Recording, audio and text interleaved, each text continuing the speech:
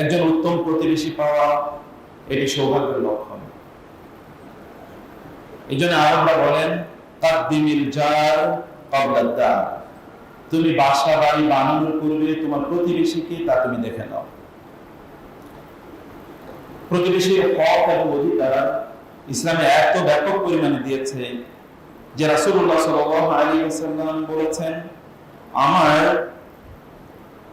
জিবরিল প্রতিবেশীর ব্যাপারে এত বেশি নসিহা বা ওসিয়ত আমাকে করেছে যে আমি ভেবেছিলাম যে ইউয়ারিসু হোমনি, যে তাদেরকে আমার উত্তরাধিকারী তিনি বানিয়ে ফেলেন কিনা, বা তাদেরকে প্রতিবেশীদেরকে উত্তরাধিকারী বানিয়ে ফেলেন কিনা, এরকম আমি ভয় পাচ্ছিলাম। প্রতিবেশীদের সাথে উত্তম আচরণের জন্য রাসূলুল্লাহ সাল্লাল্লাহু আলাইহি ওয়াসাল্লাম বলেছেন, একজন নারী তিনি খুবই দিনদার, কিন্তু প্রতিবেশীর সাথে তার সম্পর্ক ভালো ছিল না, এই দিনদারি তাকে বাঁচাতে পারেন। হিয়া ফিন্নার। আরেকজন ব্যক্তি যিনি প্রতিবেশীর সাথে, আরেকজন নারী তিনি প্রতিবেশীর সাথে উত্তম আচরণ করতেন আর বেসিক ইবাদত গুলো করতেন, রাসূল সাল্লাল্লাহু আলাইহি ওয়াসাল্লাম বলেন হিয়া ফিল জান্নাহ, হিয়া ফিল জান্নাহ। উত্তম প্রতিবেশী পাওয়া এটি সৌভাগ্য।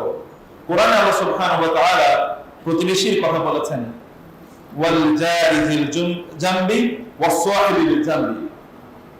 আল্লাহ তাআলা আমাদেরকে বলেছেন প্রতিবেশী এবং আমাদের পাশে যারা থাকেন তাদের প্রতি আমাদের আচরণ কি হবে সেই নির্দেশনা, তাদের হক, তাদের অধিকার তাদেরকে প্রদান করতে রাসূলুল্লাহ সাল্লাল্লাহু আলাইহি ওয়াসাল্লাম আমাদেরকে বলেছেন, আল্লাহ তাআলা আমাদেরকে বলেছেন।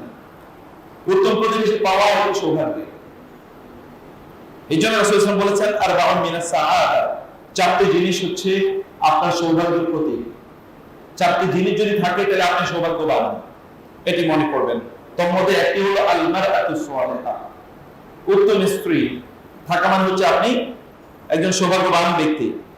দুই নম্বর হচ্ছে আল মারকাবুল হানি, অর্থাৎ আল বাইতুল ওয়াসি, আপনার একটা প্রশস্ত বাড়ি আছে, বাসা আছে, যেখানে প্রশস্ত মানে আপনার জন্য যথেষ্ট, এটা যে আপনার থাকার জন্য মোটামুটি যথেষ্ট, এরকম একটা বাসা আপনার আছে, সেটি নিজের হোক অথবা ভাড়া হোক। তিন নম্বর হচ্ছে আল মারকাবুল হানি, অর্থাৎ আপনি চলার মতো একটা ট্রান্সপোর্ট আপনার নিজের আছে, সেটি সাইকেল থেকে শুরু করে অন্য আপনার স্ট্যাটাস অথবা ফাইন্যান্সিয়াল অবস্থা অনুসারে যেটাই হোক না কেন। এবং চার নম্বর হচ্ছে আল জারুস সালিহ, অথবা দুই নম্বরে হাদিসে রাসূল সাল্লাল্লাহু আলাইহি ওয়াসাল্লাম আল জারুস সালিহ বলেছেন, আল মারআতুস সালিহা আল জারুস সালিহ, উত্তম স্ত্রী এবং উত্তম প্রতিবেশী।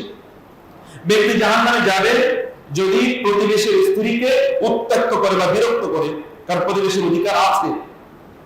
এমনকি প্রতিবেশী যদি না থাকে তাহলে তার অনুপস্থিতিতে তার বাসার খোঁজ খবর রাখা এবং সেখানে কোনো প্রয়োজন হলে প্রয়োজন মেটানো, এটা হচ্ছে প্রতিবেশীর দায়িত্ব। প্রতিবেশী কখনো কখনো ব্যক্তির হয়, কখনো কখনো পরিবারের হয়, কখনো কখনো সমাজের হয়, কখনো কখনো রাষ্ট্রের হয়। উত্তম প্রতিবেশী পাওয়া এটি একটি সৌভাগ্য। অথবা প্রতিবেশী উত্তম আচরণ করা এটা প্রতিবেশীর দায়িত্ব। তো আমরা দুর্ভাগ্যজনক ভাবে আমরা একটা বর্বর প্রতিবেশী পেয়েছি, যে প্রতিবেশীর বর্বরতা, নৃশংসতা, অথবা যে প্রতিবেশীর তার জুলুম, অত্যাচার, নিপীড়ন, নির্যাতন ইত্যাদি থেকে আমরা কখনোই বাঁচতে পারিনি, কখনোই না। সদা সর্বদাই এরকম একটা প্রতিবেশীর অত্যাচারে, নিপীড়নে আমরা একেবারে পিষ্ট হয়ে যাচ্ছি। কখনো কখনো এমন হয় যে আমাদের বড়রা তার লোক মারে, কখনো কখনো এমন হয় যে আমাদের দেশের অভ্যন্তরে অন্যায়ভাবে তারা এখানে নাক গলায়, কখনো কখনো এমন হয় যে আমাদের এখানে তাদের এত বেশি লোককে তারা এখানে ঢুকিয়ে রাখে যে আমাদের উপর তারা প্রভাব বিস্তার করে, অ্যাজ ইফ তারা এখানকার কন্ট্রোলার। কখনো কখনো এমন হয় যে তারা এখানকার পানি দিয়ে তারা প্লাবন করে দেয়, কখনো কখনো এমন হয় যে তারা আমাদের যতটুকু পানি পাওয়ার কথা আমাদের অধিকার অনুসারে ততটুকু পানি থেকে আমাদেরকে বঞ্চিত করে, এবং আমাদের কৃষকরা যথেষ্ট পরিমাণ পানি না পেয়ে তারা কৃষি কাজ করতে তারা পারে না। এই কারণে আমাদের নদীগুলো এগুলো শুকিয়ে যায়। এরকম অসংখ্য ঘটনা ঘটে।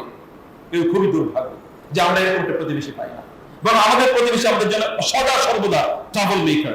এবং দুর্ভাগ্যজনক ভাবে এই দেশের যত প্রতিবেশী আছে সকল প্রতিবেশী তাদের অত্যাচার অতিষ্ঠ।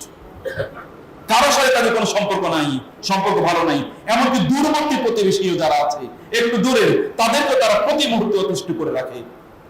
আমরা মহান আল্লাহ সুবহানাহু ওয়া তাআলার কাছে এই রকম একটি অত্যাচারী, জালেম এবং দুর্বৃত্ত প্রতিবেশীর কাছ থেকে আল্লাহ তাআলার কাছে আমরা আশ্রয় চাই।